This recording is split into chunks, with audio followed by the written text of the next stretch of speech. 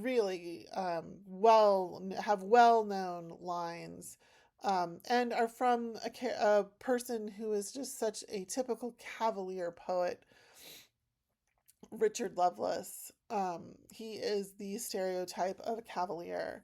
The first poem, To Althea from Prison.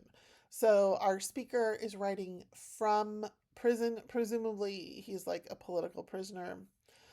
Um, those first section, notice I highlighted these images of confinement, but it's connected to love, even though the speaker is also in prison, right? He is also kind of talking about being imprisoned by his love for Althea. Then we have each of these first three stanzas sets up this idea of the first stanza is this idea about being free. The second stanza is about drinking, right?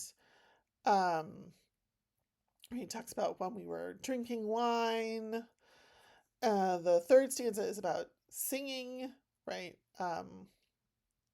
Like he talks about the birds singing, and I was singing about the glory of my king, and what that was like. And then our final stanza, the famous line: "Stone walls do not a prison make, nor iron bars a cage." Notice how in this stanza he sets up ideas about what it means to be free and what it means to be imprisoned. And then the last poem, To Lucasta Going to the Wars, our speaker is leaving his lover and going to war. And he sets up, notice how he sets up this idea of going to the army or going to war as also being in love, kind of like being in love with a new mistress. Um, and these two competing loves, right?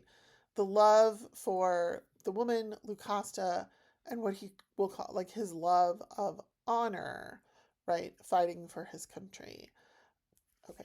So hopefully that helps with the poems for tomorrow.